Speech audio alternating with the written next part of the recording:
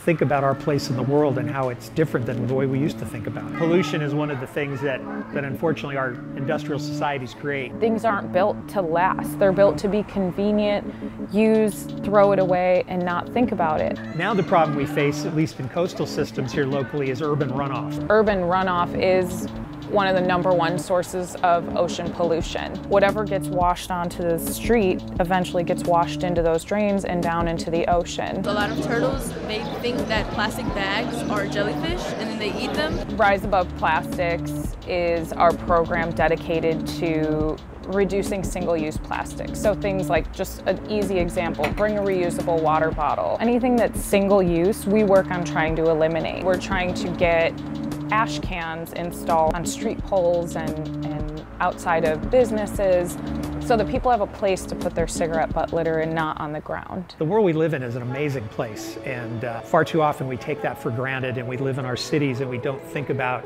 anything much beyond our day-to-day lives. But we're ecological players in all of this, and we're as much a part of the world as any other species, and we have to understand that. Non-governmental organizations that have worked. Heal the Bay in Santa Monica is one of the key ones that really started the project a long time ago and got involved. Heal the Bay as a whole is super important, especially to the Santa Monica community. Every year we are very fortunate to get to see about 15,000 school children from all over the Los Angeles area. They get to walk through these doors, some of which who've never been to their beach in their lives. We do public programs and I help out with that, so it's a lot of talking with the public. A swim team sent us an email saying thank you for keeping their waters clean, just because they used to swim and they used to get sick when they swam just because of all the runoff from LA downtown. Centuries, really, humans have always we've set ourselves apart from the rest of the natural world and said, well, these processes, these things that are happening out there in the world don't apply to us. And if ecosystems as a gallery, as a place to deliver messages, has any message in my mind, it is that, in fact, we as human beings are part of these ecosystems. We do things that influence ecosystems. Let us not forget that it's all about air and water. When you screw that up, sorry, you're done. The more I know, the more I feel I have to do. But I think the victories come from a group of people collectively working together to fight the big fight. We may be losing funding federally. That doesn't mean that we have to stop fighting locally. The more people are aware of what's going on globally, the better off we're going to be as a planet.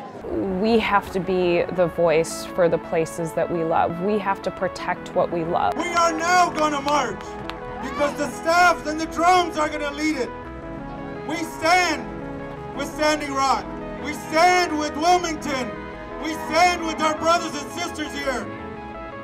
We need to march. In spite of whatever anybody else might say, I'm firmly convinced on the basis of the scientific data that climate change is happening, and is happening as a result of human activity.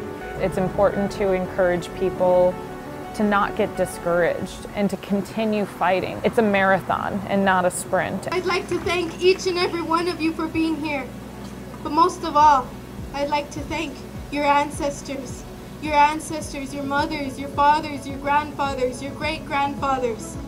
Because without you here, there wouldn't be a march. Because without you here, we wouldn't have supporters, we wouldn't have allies. And without you here, we wouldn't have someone to help us fight for our land, for our water, for our air. I thank you as a person of this land. I thank you as a future generation. And most of all, I thank you as a future mother.